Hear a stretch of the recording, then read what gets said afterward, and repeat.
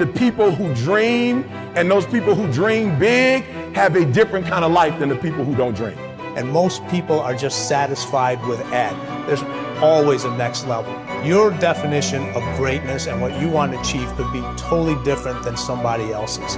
You know, we always say, no one wants to be first, okay, because they're afraid of the consequences that come with doing something first. If you're not getting the results you want from your dream, then examine your motivation. Give yourself something to work towards constantly. Take charge of your emotions. Don't let someone else choose them for you. If you're not going to do everything that is necessary to get where you want to be in your life, why even bother? Sounds harsh, doesn't it? Makes you wonder, why am I saying exactly what I just said? Because the time is now for you to recognize that there is no time to be feeling pity about your discussions and what it is that you having inside yourself. You have got to have a different type of conversation within yourself and stop doing the word can't and stop doing the word try.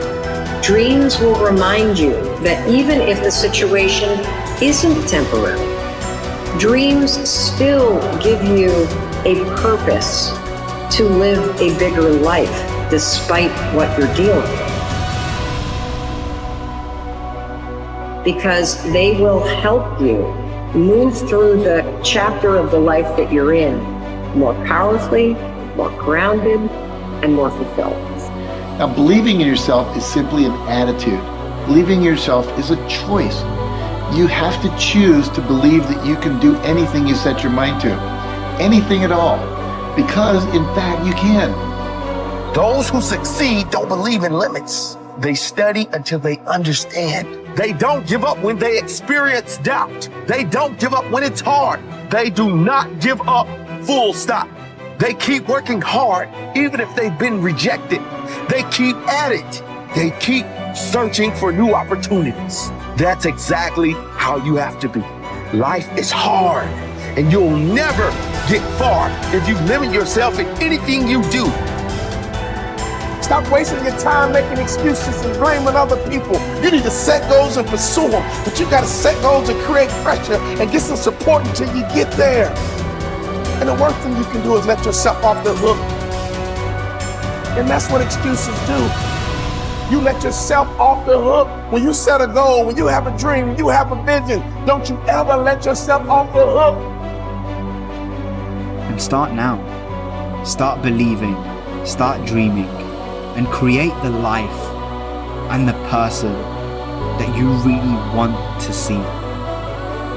Most people go through life never discovering what their talents are. Most people never develop their talents. They have skills and abilities, but if you don't nurture them, if you don't develop them, they will never serve you. Your gifts can take you many places if you develop your gifts. Most of us don't like to do those things that come easy to us. I've always loved to talk to people. I decided, taking this advice, to develop my skills as a speaker. And my gift has developed and it's taken me many places. You have something that you brought to the universe. And that if you decide that my life deserves my developing this, what I do well, and becoming the best at it, and mastering myself, and seeing what I have within me, if you decide to drop your buckets where you are and develop your gifts, I grant you, you'll never ever be without.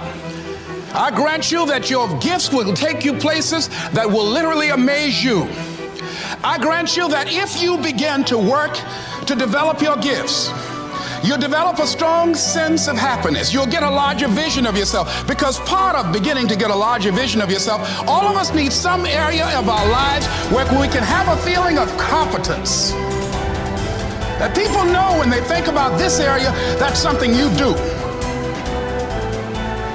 That you eat and sleep that. And that you do that. You do that. And people know it. And you know it, and you know that you know this. If you don't know anything else, you know this. Can you tell I know what I'm doing? Oh, hell no. You know this. So you've got to work on it. When other folk are having a good time, you've got to have the strength of character to concentrate, to read, to digest information. If you decide in any particular area that you're concerned about, to make a conscious, deliberate, determined effort to read one book a month in that area, in 5 years, you'll be among the top 5% experts in the world. I read a minimum of 2 books a week. The average American reads only 1 book a year. If you decide that area that you love, that you are going to master that particular area, in this era of accelerated change, overwhelming complexity, and tremendous competition, as you begin to develop and expand your skills and your talents and your vision of yourself, you will always be in control of your destiny. It is in the nature of things that some people will be more successful and happier than others. Some people will make more money, have better lives, enjoy greater fulfillment and satisfaction, have happier relationships, and contribute more to their communities. Others will not. The most important single quality that you can develop in a time of rapid change is the quality of flexibility. The opposite of flexible thinking is fixed or mechanical thinking. The opposite of approaching life with an open mind is to react automatically and predictably in every situation. The opposite of flexibility is an unwillingness to change in the face of new information or circumstances. The quality of flexibility is therefore essential if you want to do and have more than the average person. Today, perhaps the most important factor affecting your life is the speed of change. We are living in an age where change is taking place at a faster rate than ever before in human history. And if anything, the rate of change is increasing, year by year. Change today is not only faster, but it is also discontinuous, not following a straight line, but starting, stopping, and going off in unpredictable direction. Change is coming at us from all sides in so many different ways that it is often impossible to anticipate what might happen next. By its very nature, change is unpredictable, often forcing us to scrap our very best plans and ideas overnight as the result of a completely new and unexpected development coming from a new and unexpected direction. As a result, we have to remain flexible in our thinking and in our possible courses of action. You must learn to say to remain flexible is, I made a mistake. It is amazing how much time, energy, and money is wasted because someone's ego is so large that they will not admit they have made a mistake, even one that is obvious to everyone around them. Once you say, I was wrong or I made a mistake, the issue is largely over. From then on, everybody can get on with resolving the problem or achieving the goal. But as long as a key person is unwilling to admit that he or she has taken the wrong course, everything comes to a stop.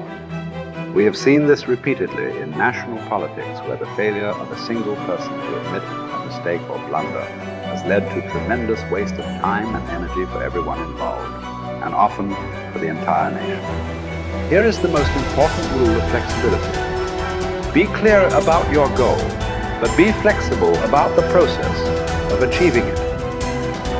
Always be open to the influence of your superconscious mind. Remain sensitive to the possibility of serendipitous and synchronous events. Be open to ideas, inspirations, and inputs from other people.